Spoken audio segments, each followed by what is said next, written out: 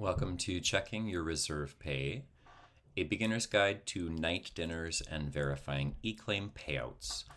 My name is Jesse Matthews. I am the Local 4094 Reserve Committee Chair and the Component Reserve Committee Co-Chair.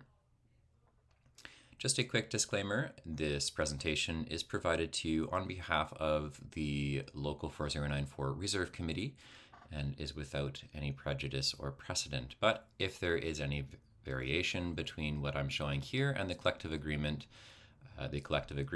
or the corresponding legislation and policies will take precedence over this. We also reserve the right to change this presentation at any time without notice. With that behind us, let us move on to the presentation. So let's just very briefly revisit the calculation of per diems. Our meal allowances, which we also call per diems, are calculated using Article 7.02 in the collective agreement. You'll notice in the collective agreement, let me get this highlighted for you, that in general we have Canada and US meal allowances indicated. You'll notice it's the same number no matter what in the table, but this is not necessarily the case when you look at a meal allowance chart. This is because the amount in the table is the amount you're to be given in each of those currencies. So for example, we are currently in September 2022. So these amounts apply. $17.25 for breakfast, $19.54 for lunch, $38.71 for dinner, and $10.11 for snack. So you would get paid those in Canadian dollars, but also in US dollars if you have a US expense. What happens on our flight summaries is this amount gets converted from US dollars into Canadian dollars, so it ends up being a higher number expressed in Canadian dollars on your flight summary. But I am digressing. Just figured I would leave that as another point since I know I haven't explicitly explained that in any of the previous videos to date. Meal periods for calculating your allowances are found here. You'll also notice the inclusion of an extra dinner line, and that refers to night flights, which we're covering today. You'll see the 3 a.m. to 4:30 a.m. period for arrivals and the 3 a.m. to 5:30 a.m. period for departures. We will cover that in greater detail coming up here very shortly. To find a list of all the meal allowances for all of our destinations at present, you can go to Aeronet. There's a new PDF every month that's uploaded. You can find it under in-flight service, crew scheduling and planning, and meal allowance. This is an older screenshot indicating mostly 2021 block months, but given we're in 2022 at the moment, you will see it all the way up to, I believe it is all the way up to November 2022 at present, maybe just October, but anyways, you will see the last 12 months worth there since we can check all the way up to 12 months back when making our meal allowance claims. This is an example of what one of the meal allowance charts will show. You'll see Canada, for example, is right here as everything is in alphabetical order for city/country. As we mentioned before, notice how the US does not have the same numbers. So for Canada, for example, we have the $9.91 for snack. This is from the old one. And the $12.43 for the US snack. That's because the amount from Canadian dollars was taken and it was then converted, so it was $9.91 US, but expressed in Canadian dollars. So anyway, this is an example of what a meal allowance chart looks like, so you can look for each allowance for each destination. This does change monthly, so you'll want to make sure you have the one corresponding for your correct month, as the amounts can change. And you'll have a complete breakdown of how to read this chart in previous videos that I have created. Just a quick review of the mystery of meals. This was a supplemental document issued in 2008 to assist with calculating meal allowances and make it a whole lot clearer. There was a supplemental update provided to the Mystery of Meals. It was provided in 2010. It makes it just a little bit more clear as far as what we're talking about when we say departures and arrivals. And then in this update as well, you will notice that the night dinner is indicated once again, whereas it was not indicated in the original Mystery of Meals document. The problem with this is there are only certain specific pairings in which you're eligible for a night dinner, so I find that this update was actually probably more confusing than helpful in that regard. So you won't see this particular supplemental update widespread in the same way the Mystery of Meals is. The Mystery of Meals really just omits this night dinner period, whereas this update to the Mystery of Meals provides the period but doesn't provide the context in which it applies. So I will get into the very shortly just how to apply this properly. So what is an all-night flight? So it's usually what we would call a red-eye. For the purpose of this particular tutorial, we are discussing single-duty all-night flight pairings. So that would be a red-eye turn is how we talk about it in more common parlance. So that would be a pairing in which there is no layover. It is just a turn. So an example would be let's just say Vancouver to Toronto, and then right back to Vancouver an hour or so after landing in Toronto. And then you're all done. And this is for someone who is Vancouver based as the example. So to meet the definition of an all-night flight pairing, it has to be a single duty period pairing. This basically means no layover. It's just a turn there and back. That's the first criterion that must be met. The second criterion to be met is that a minimum of 4 hours that fall between 10 p.m. and 8 a.m. must transpire, and this is regardless of the start time of the duty period. So as long as 4 hours of your duty period fall between these specific hours, that is again 10 p.m. to 8 a.m., then that would be one more criterion met. The third criterion indicates that you need to be on duty for at least 6 hours. So all 6 of those hours don't have to be between 10 p.m. and 8 a.m., but you need to be on duty for at least 6 hours.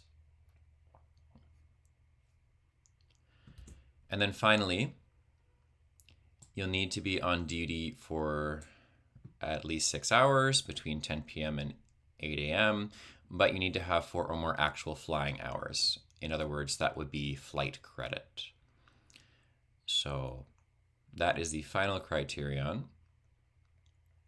If you meet all of those, then that is considered, contractually speaking, a single duty period all-night flight pairing, aka a red-eye turn, and you would be eligible for a night dinner in this case. All right, so let us get into the calculation of per diems in the context of one of these night dinners. As mentioned before, we use Article 7.02 in the collective agreement to help us calculate our per diems. And let's use an example from my own schedule in July. So you will see that I started with flight 2116 from Vancouver to Toronto. It ended up departing at 9:17 p.m. from Vancouver and arrived in Toronto at 4:14 a.m. After a brief period of time there, I returned to Vancouver in the same duty period at 6:31 a.m. and finished at 8:43 a.m. So we just discussed the criteria as far as what constitutes an all-night flight pairing. So this is a single duty period pairing. There are a minimum of 4 hours that fall between 10 p.m. and 8 a.m. I am on duty for at least 6 hours. As you can see, I was on duty for much longer than that. And then finally, 4 or more actual flying hours. My flight time credit is 932, so that is also met. So this is an all-night flight pairing by definition. So what that means is that I should be getting a night dinner, given that I also flew through the night period. So the departure period of 3 going through to 5:30 a.m., I am on duty through that entire time, and I departed before 3 a.m., so no issue there.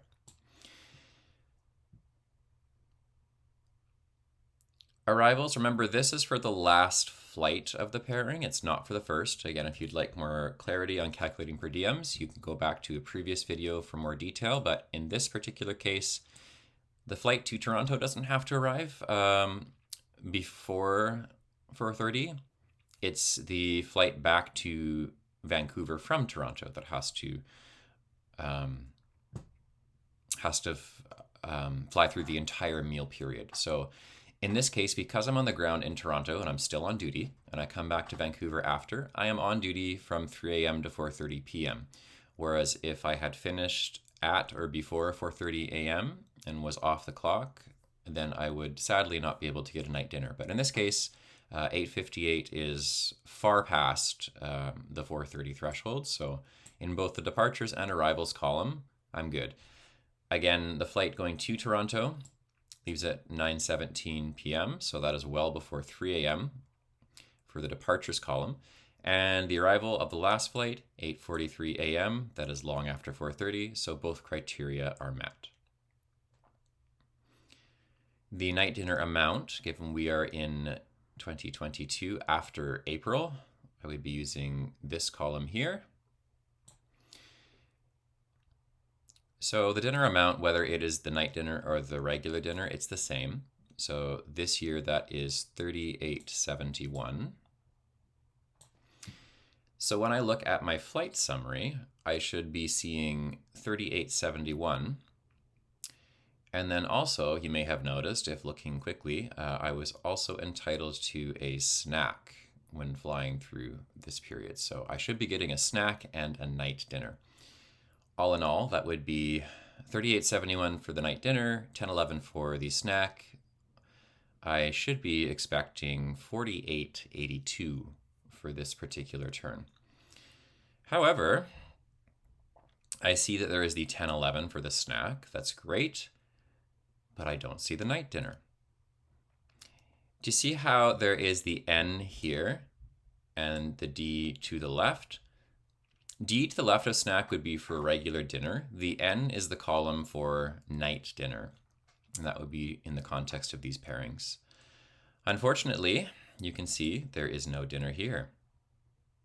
So there is an error, and we need to claim for that night dinner expense. I will tell you that in general, the night dinner is not paid when you look at your flight summary. I have yet to see it ever being paid whenever someone has one of these pairings.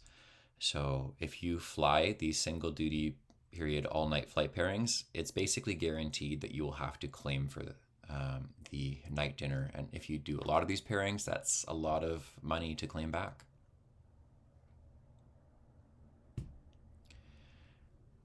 I have created a previous video on how to file an eClaim in greater detail, so I'm just going to very briefly review what we would eClaim in the context of a special night dinner. In this case, the pairing number, V8765A, so that's what I've put in here. Pairing date is July the 1st. And the reason for that is because we have July the 1st next to the pairing number up here. Flight number is 2116, so that goes into here. Flight date is July the 1st, and that you can see right here. Sometimes the pairing date and the flight date are not the same, so you want to make sure you differentiate. Departure airport YVR and arrival airport YYZ, that corresponds with what we see with that same flight number. Now, the really important thing is meal type needs to be special dinner.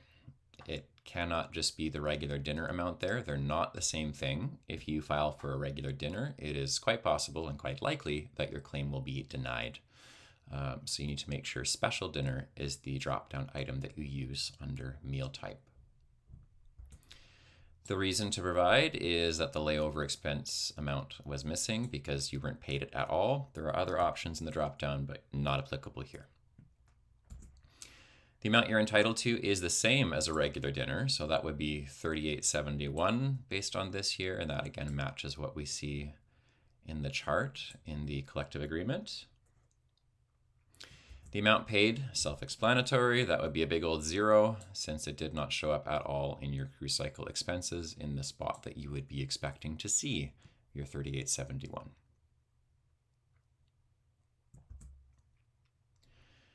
And finally, under the additional comments, I usually put some variation of this. Special night dinner not paid for single duty day all night flight pairing. You can't see pairing here because it's just off the screen of the text box, but you can just add pairing as the word to the end of that. There's no need for any further elaboration. That provides all the details that you need as far as what's missing and what you're entitled to.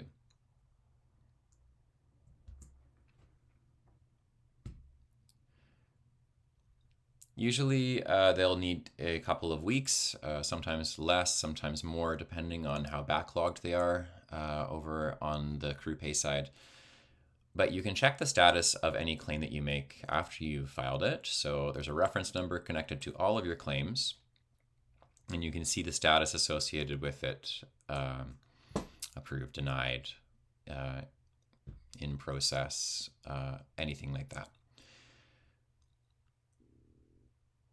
They will show you a payment amount once it's finally been approved. Sometimes this number is modified if you've claimed for the wrong amount, but we're correct. There's a number of reasons why that might change, but this will show you what they pay once it's approved.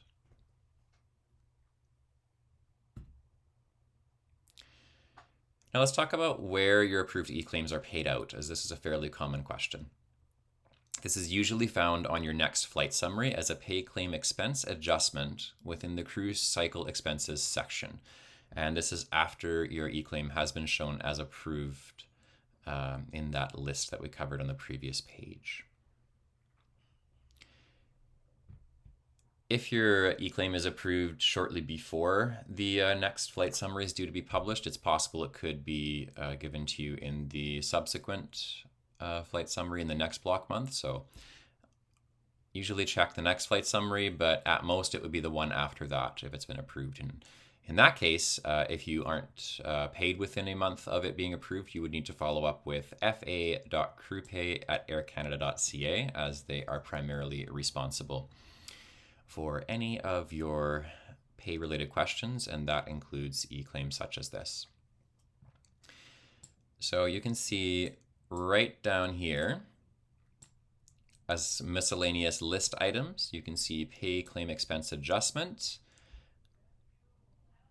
I made 2 eClaims in that month. The one from our example was the July the 1st one with flight 2116 for $38.71. You can see it was added directly beneath all the rest of the cruise cycle expenses for August that I had and was expecting. So $758.26 plus the $45 in uniform cleaning. That was all from my August block month, but these pay claim expense adjustments were from the eClaims that I made for July.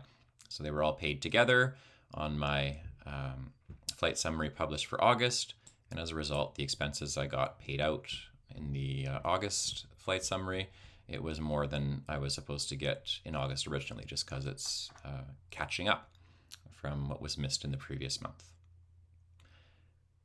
I hope this helps to clarify. Thank you for watching. Take care.